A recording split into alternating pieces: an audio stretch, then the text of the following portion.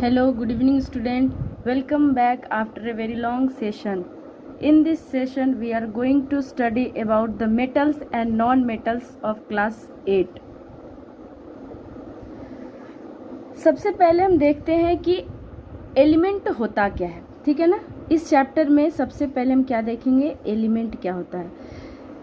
देखो, अर्थ पर जितने भी सब्सटेंस हैं, कोई भी, आइदर चेयर हो, टेबल हो, एरोप्लेन, पेंसिल से लेकर के एरोप्लेन तक का बात करें या स्मॉल माउस से लेकर के एलिफेंट तक का बात करें, सब कुछ एक छोटा सा यूनिट से बना होता है। हम मैटर का बात कर रहे हैं, एलिमेंट का बात कर रहे हैं। एलिमेंट क्या है, अर्थ पर जितने भी सब्सटेंस है उसका बेसिक यूनिट है। क्या है ये, बेसिक यूनिट, बेसिक कंस्टिट्यूएंट। और ये जो बेसिक कंस्टिट्यूएंट एलिमेंट है, ये जो एलिमेंट है ये बना हुआ होता है, सबसे स्मॉलेस्ट यूनिट ऑफ एलिमेंट क्या होता है, उसको एटम बोलते हैं, ठीक है ना। उसको क्या बोलते हैं, एटम। तो एटम का कोई डेफिनेशन पूछ दोगे तो क्या बताओगे, एटम इज द स्मॉलेस्ट, सबसे छोटा यूनिट है ना, तो smallest particle of an element and एक और and it can not be broken down। इसको तोड़ नहीं सकते क्योंकि सबसे स्मॉलेस्ट यूनिट है, तो आप इसको कितना तोड़ेंगे। एलिमेंट बना होता है छोटे छोटे यूनिट से, उस छोटे और स्मॉलेस्ट यूनिट को हम हैं, इसको फर्दर हम तोड़ नहीं, एलिमेंट को तोड़ेंगे तो एटम में बदलेगा, बट हम एटम को नहीं तोड़ सकते क्योंकि स्मॉलेस्ट यूनिट है विच कैन डाउन फर्दर, आगे इसको नहीं तोड़ सकते हम। समझ में आ रहा है all of you, I hope सबको समझ में आ रहा होगा। नेक्स्ट देखो कि आज तक में जो नॉन एलिमेंट डिस्कवर्ड एलिमेंट है कितना है, 180 elements have been discovered till now। आज तक जाने जाने वाले एलिमेंट कितने हैं, 118 एलिमेंट है। सब लोग नोट कीजिएगा, ये थोड़ा इम्पॉर्टेंट चैप्टर है, इसीलिए जनरली जल्दी बच्चों को समझ में नहीं आता है, तो ये जो हम लिखवा रहे हैं उसको आप लोग भी लिखिए, ठीक है ना। देखो, कुछ एटम जो है वो फ्री स्टेट में होते हैं, समझ में आ रहा है, कुछ एलिमेंट फ्री स्टेट में होते हैं और कुछ कंबाइंड स्टेट में, मतलब ग्रुप में प्रेजेंट होते हैं। कुछ लोग ऐसे ही अकेले खड़े हो जाते हैं, लेकिन कुछ लोग हमेशा ग्रुप में रहते हैं। तो जो अकेले रहते हैं उनको, वैसे एलिमेंट्स जो अकेले रहते हैं उनको फ्री स्टेट बोलते हैं, और जो अपने फ्रेंड के साथ, अपने दोस्त के साथ रहते हैं उनको क्या बोलते हैं, कंबाइंड स्टेट बोलते हैं, ठीक है। अब देखो, ऐसा ही एलिमेंट जो फ्री स्टेट में है, ठीक है, फ्री स्टेट वाले एलिमेंट कौन कौन से हो जाएंगे, कार्बन हो जाएंगे, सल्फर हो जाएंगे, गोल्ड, सिल्वर, etc। और कंबाइंड स्टेट में रहने वाले कौन है, कंबाइंड स्टेट में रहने वाले एलिमेंट कौन कौन है। ऑक्सीजन को क्या कभी O देखे हो, नहीं, ये हमेशा क्या रहता है, O2 फॉर्म में। तो कंबाइंड स्टेट का एग्जाम्पल क्या हो गया, ऑक्सीजन। अब देखिए, ये जो एलिमेंट है इनको 3 कैटेगरी में बांटा गया है। अब हम लोग टॉपिक के तरफ चलते हैं। ये जो एलिमेंट है इनको 3 कैटेगरी में बांटा गया। कौन कौन से 3 कैटेगरी हैं, फर्स्ट को क्या बोलते हैं, मेटल्स, सेकेंड को क्या बोलते हैं, नॉन मेटल्स, और थर्ड को क्या बोलते हैं, मेटालॉइड। समझ में आ रहा है ना। अब बेसिक फिजिकल कैरेक्टरिस्टिक्स देखते हैं कि मेटल्स किसको बोलते हैं, नॉन मेटल्स किसको बोलते हैं, और मेटालॉइड किसको बोलते हैं। तो हम अगर मेटल्स का बात करें, समझ में आ रहा है ना, एलिमेंट कितने भी हिस्सों में बांटा गया है, 3 हिस्सों में बांटा गया है एलिमेंट को। फर्स्ट को मेटल, दूसरे को नॉन मेटल, और तीसरे को क्या बोलते हैं, मेटलॉइड बोलते हैं। अब हम एक एक करके प्रॉपर्टी देखते हैं कि मेटल किसको बोलते हैं, नॉन मेटल किसको बोलते हैं और मेटलॉइड क्या बोलते हैं। अब देखिए मेटल्स वो हैं वैसे एलिमेंट को 3 ब्रॉड हिस्सों में बांट दिया गया है। अब देखिए वैसे एलिमेंट जिनके पास एबिलिटी हो इलेक्ट्रॉन को लूज करने का, समझ में आ रहा है ना, वैसे एलिमेंट जिनके पास एबिलिटी हो इलेक्ट्रॉन को लूज करने का और केटायन बनने का, वैसे एलिमेंट को क्या बोलते हैं, मेटल्स बोलते हैं। केटायंस मतलब समझ में आता है ना, 2 तरह के होते हैं, केटायंस और एनायंस। क्या होते हैं, केटायंस, और एक को क्या बोलते हैं, एनायंस। केटायंस होते हैं पॉजिटिव चार्ज और एनायंस होते हैं नेगेटिव चार्ज। अब मेटल्स में हम क्या बोले हैं कि मेटल्स वो एलिमेंट है जिसके पास एबिलिटी है एलिमेंट को इलेक्ट्रॉन को लूज करने का। तो जो भी एलिमेंट को लूज करेंगे वो क्या बनाएंगे, केटायंस बनाएंगे। तो सब लोग लिखो मेटल्स में हैव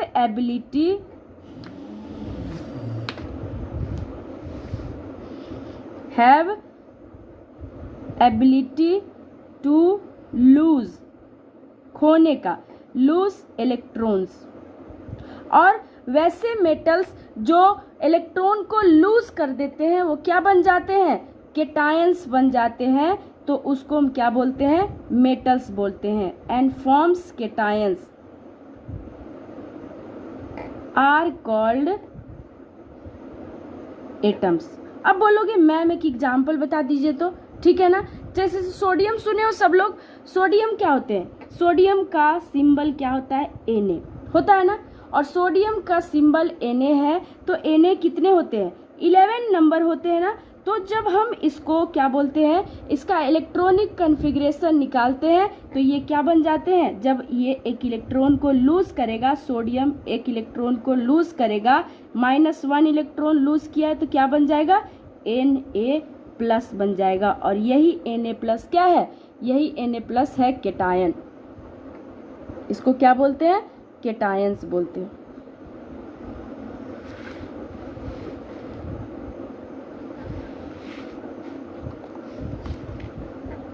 नेक्स्ट देखिए नॉन मेटल्स क्या होते हैं। अब मेटल्स थे जिनके पास एबिलिटी था इलेक्ट्रॉन को लूज करने का। तो नॉन मेटल्स कौन होंगे, जिनके पास एबिलिटी हो इलेक्ट्रॉन को गेन करने का। कौन से होंगे, have ability to gain electron. और जब इलेक्ट्रॉन को गेन करते हैं तो उनके ऊपर निगेटिव चार्ज होते हैं, निगेटिव चार्ज आ जाते हैं तो क्या बोलेंगे, एंड फॉर्म्स। और निगेटिव चार्ज वाले को क्या बोले थे, anions, and forms anions. Example, chlorine सुने हो ना सब लोग। क्लोरीन क्या होते हैं, उनके वैलेंस सेल में 7 इलेक्ट्रॉन होते हैं, क्योंकि क्लोरीन के जो एटॉमिक नंबर है वो कितना है, 17 है। तो जब हम इसको इलेक्ट्रॉनिक कन्फिग्रेशन निकालते हैं तो ये इस तरह से बनता है 7। तो वैलेंस इलेक्ट्रॉन का मतलब क्या है कि आउटर मोस्ट सेल में जितने इलेक्ट्रॉन हैं वही उनके वैलेंस इलेक्ट्रॉन है, ठीक है ना। तो इसके आउटर मोस्ट सेल में कितने इलेक्ट्रॉन है, 7 इलेक्ट्रॉन है। तो 7 इसके वैलेंस इलेक्ट्रॉन हो गए कि नहीं हो गए। अब हमको एक बात बताओ, इसको स्टेबल होने के लिए बस एक और इलेक्ट्रॉन चाहिए तो ये गेन करेगा, यही बात तो बोले ना, एक इलेक्ट्रॉन को गेन करेगा, have ability to gain electron. और जो लोग भी इलेक्ट्रॉन को गेन करते हैं उनके ऊपर निगेटिव चार्ज आता है, इसीलिए क्लोरीन को देखे होंगे हमेशा निगेटिव चार्ज में। समझ में आ रहा है सबको। मेटलॉइड अब देखते हैं, मेटलॉइड क्या है, वैसे एलिमेंट, क्योंकि सब कुछ तो एलिमेंट ही है ना, मेटल्स भी एलिमेंट है, नॉन मेटल भी एलिमेंट है और मेटलॉइड भी तो एलिमेंट है।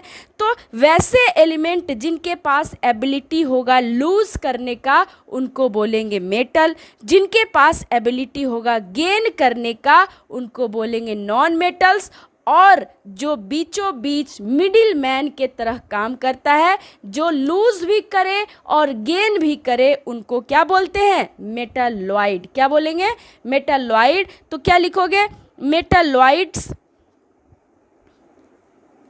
कैन फॉर्म बोथ, ये दोनों बनाएंगे, केटायन भी बनाएंगे। केटायन कैसे बन सकता है? By losing electron, and anion भी बनाएंगे बाय गेनिंग इलेक्ट्रॉन। तो ये मिडिल मैन है, ये दोनों का काम कर रहा है, ये लूज भी कर रहा है और ये गेन भी कर रहा है। तो ऐसे जो दो जैसे कैरेक्टरिस्टिक्स को शो कर रहे हैं उनको क्या बोलते हैं? मेटालॉइड। आई होप सबको डिफरेंस समझ में आ गया होगा मेटल का, नॉन मेटल का और मेटालॉइड का। सबसे पहले एलिमेंट को डिवाइड किया, सबसे पहली बात हम क्या बताए कि जितने भी अर्थ पे कंस्टिट्यूएंट है, जितने भी कोई भी सब्सटेंस है, सब बने होते हैं एलिमेंट से। किस चीज से बने होते हैं? एलिमेंट। तो ये एलिमेंट भी तो किसी चीज से मिल करके बना हुआ होगा ना। तो किस चीज से मिल करके बना है? एटम से बना हुआ है मिल करके। और एटम एलिमेंट का सबसे छोटा यूनिट होता है, सबसे स्मॉलेस्ट यूनिट होता है, इसीलिए हम एटम को फर्दर आगे तोड़ नहीं सकते। एलिमेंट को तोड़ सकते हैं, एलिमेंट को तोड़ेंगे तो बन जाएगा एटम, बट हम उसके आगे तोड़ नहीं सकते। आज तक में डिस्कवर किए गए कितने एलिमेंट है? 118 एलिमेंट है। एलिमेंट फ्री स्टेट में भी रहते हैं और एलिमेंट कंबाइंड स्टेट में भी रहते हैं। जो एलिमेंट फ्री स्टेट में है उसका एग्जाम्पल क्या है? Carbon, sulphur, gold, silver. Combined state वाले मतलब अकेले कभी नहीं रहेंगे, किसी न किसी के साथ रहेंगे, तो वो कौन है? ऑक्सीजन। एलिमेंट को 3 ब्रॉड कैटेगरी, तो कौन कौन से? मेटल्स, दूसरे हैं नॉन मेटल्स और तीसरे हैं मेटलॉइड। मेटल्स किसको बोलते हैं? मेटल्स वो एलिमेंट का कैटेगरी है जिनके पास एबिलिटी होता है इलेक्ट्रॉन को लूज करने का। वैसे एलिमेंट को क्या बोलते हैं? मेटल्स। जैसे सोडियम था ना, सोडियम का एटॉमिक नंबर 11 होते हैं। तो 11 को कंप्लीट करने के लिए क्या? अब बताओ हमको, इसके आउटर मोस्ट सेल में कितने इलेक्ट्रॉन है? 1 इलेक्ट्रॉन है, मतलब सोडियम का वैलेंस इलेक्ट्रॉन कितना है? 1 है। अब बताओ इसको 8 का इलेक्ट्रॉनिक कन्फिग्रेशन पूरा करने के लिए कितना चाहिए? 7 इलेक्ट्रॉन चाहिए। अब हमको एक बात बताओ कि क्या इसको कोई 7 देगा? नहीं देगा। तो ये क्या कर देंगे? अपना 1 इलेक्ट्रॉन को लूज कर देता है। यही तो बताए ना अभी, metals that have ability to lose electron, वैसे को हम क्या बोलते हैं? मेटल्स। सोडियम उस तरह का एग्जाम्पल है। नॉन मेटल्स क्या है? जिनके पास एबिलिटी होता है गेन करने का। यहाँ पर अभी जो बात बताए कि सोडियम के पास लास्ट में 1 था, मतलब इसको कोई 8 दे नहीं सकता था, लेकिन क्लोरीन के पास लास्ट में क्या है? 7। अब इसको सिर्फ 1 चाहिए कंप्लीट होने के लिए, तो 7 ये अब नहीं देगा किसी को, तो ये किसी बोला दूसरे को कि तुम 1 हमको दे दो, हमको जरूरत कम है, ठीक है ना। तो ये क्या करेगा? 1 इसको लेगा, तभी क्या बोला? गेन किया इलेक्ट्रॉन का। और ऐसे एबिलिटी सिर्फ नॉन मेटल के पास होते हैं, ठीक है ना। अब देखिए मेटलॉइड जो दोनों बनाए, केटायन भी बनाए, एनायन बनाए, वैसे को क्या बोलते हैं? मेटलॉइड बोलते हैं। और मेटलॉइड दोनों होते हैं, लूज भी कर सकते हैं और गेन भी कर सकते हैं। आई होप सबको क्रिस्टल क्लियर हो गया होगा। नहीं समझ में आ रहा होगा कोई टॉपिक तो कमेंट बॉक्स में लिखिएगा, हम उसको देखेंगे फिर से। नेक्स्ट टॉपिक हम देखते हैं अकरेंस ऑफ मेटल, मतलब मेटल्स मिलता कहाँ है। अब देखिए नेचर में most of the metal combined state में मिलता है, और वो भी उसके साथ कुछ ना कुछ अमाउंट में इम्प्यूरिटी रहता ही है। कंबाइंड स्टेट अभी बताए ना क्या होता है कि ग्रुप में प्रेजेंट होना, अकेले नहीं होना। तो मेटल्स नेचर में कैसे प्रेजेंट होते हैं? ग्रुप में प्रेजेंट होते हैं और साथ में कुछ ना कुछ इम्प्योरिटी साथ में उनके होते हैं। ऐसे को क्या बोलते हैं? मिनरल्स बोलते हैं। इनको क्या बोलते हैं? मिनरल्स बोलते हैं। देखिए लिखिए सब लोग, in nature most of the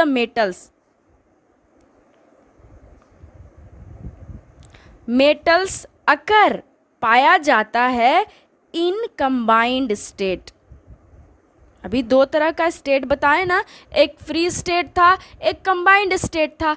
तो मेटल्स कंबाइंड स्टेट में ही पाया जाता है, और वो भी with some impurities with them.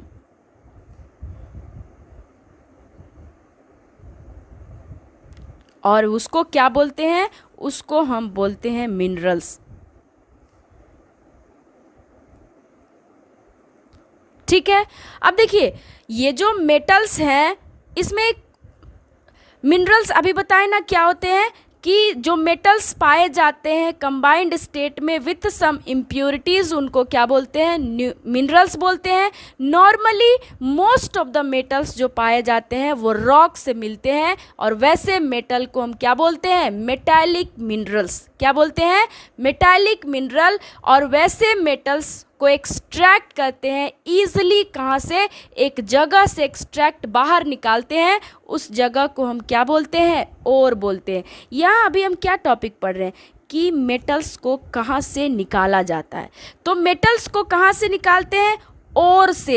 ये नहीं कि कहीं पे भी हम गड्ढे बना दिए और वहाँ से मेटल निकाल लिए। मेटल्स को ओर से तभी निकाल सकते हैं जब मेटल्स को निकालने में हमको फ़ायदा मिले। अब बताइए कि हम उतना अंदर तक ओर बना लिए, उसको माइनिंग कर चुके हैं और मेटल मिलता है 10 ग्राम, 15 ग्राम, 20 ग्राम, तो क्या ये प्रॉफिटेबल है? नहीं है, क्योंकि उससे ज़्यादा खर्चा तो हमें माइनिंग में लग जाता है। तो और मेटल का एक्सट्रैक्शन हम वही जगह से करते हैं जहाँ से हम ज़्यादा से ज़्यादा अमाउंट में मेटल को निकाल सके। इसीलिए एवे नहीं कहीं पे जा कर के और बना करके हम मेटल्स निकाल लेते हैं। पहले चेक करते हैं कि यहाँ कितना अमाउंट में मेटल प्रेजेंट है, क्या हम यहाँ माइनिंग करेंगे तो उससे हमें फ़ायदा होगा या नहीं होगा। तो वैसे जगह जहाँ से मेटल्स को प्रॉफिटेबली एक्सट्रैक्ट किया जाता है, बाहर निकाला जाता है, उस जगह को हम क्या बोलते हैं? ओर बोलते हैं। लिखिए, द मिनरल्स फ्रॉम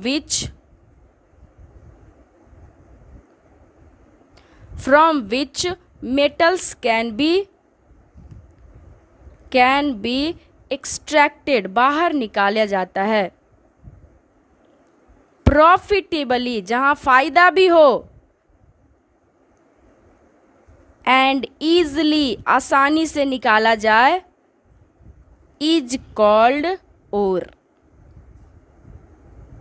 अब देखिए हम क्या बोले? अभी मेटल्स बोले और उसके साथ क्या होता है? इम्प्यूरिटी होता है। मेटल के साथ जब इम्प्यूरिटी मिला होता है तो उसको क्या बोलते हैं? मिनरल्स बोलते हैं ना। इसको क्या बोलते हैं? मिनरल्स। अब बताइए कि कोई जगह ऐसा था जहां इम्प्यूरिटीज़ 90% था और 10% मेटल था, क्या वो ओर से मेटल्स को निकालना सही होगा? नहीं होगा सही, क्योंकि उससे ज़्यादा खर्चा हमें माइनिंग में लग जाएगा। हमें इम्प्यूरिटीज़ नहीं निकालना है, हमें क्या निकालना है? मेटल्स निकालना है। तो हम वैसे ओर का खोज करेंगे जहां ऑलमोस्ट 80 से 90% तक मेटल हो और थोड़ा बहुत कुछ ना कुछ अमाउंट में इम्प्यूरिटीज़ रहेगा ही रहेगा। वैसे ओर से हम प्रॉफिटेबली और ईजिली मिनरल्स को बाहर निकाल सकते हैं। समझ में आ गया? ठीक है ना।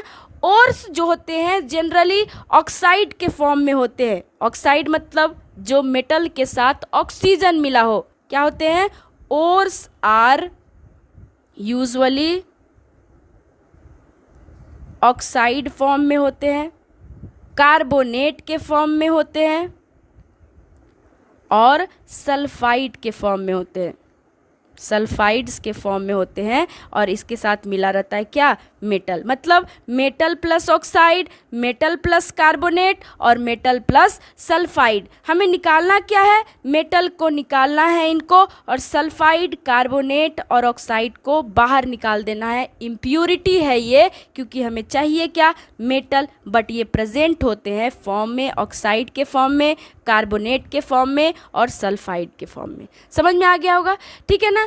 अब देखिए, एक्सट्रैक्शन से पहले, निकालने से पहले हमें ट्रीटमेंट करना होता है ओर का, ताकि देखा जाए कि जो हम ओर से मिनरल्स मेटल्स निकालने वाले हैं उसमें मेटल्स का अमाउंट कितना है। ठीक है ना, ऐसे ही कहीं से जा कर के हम और नहीं बना सकते, क्योंकि अभी हम बोले ना और उसी को बोलेंगे जहाँ से हम मेटल को ज़्यादा से ज़्यादा निकाल सकते हैं, प्रॉफिटेबली एंड ईजिली बाहर निकाल सकते हैं। तो सबसे पहले चेक करना पड़ेगा, उस जगह पे चेक करके देखना पड़ेगा कि यहाँ कितना मिनरल्स हो सकता है। अगर मिनरल्स ज़्यादा होंगे तभी हम उसको फर्दर माइनिंग करेंगे, वरना नहीं करेंगे। ठीक है ना। अब देखिए, अभी हम क्या बताएं कि अर्थ क्रस्ट के अंदर मिनरल्स प्रेजेंट होते हैं, मेटल्स प्रेजेंट होते हैं।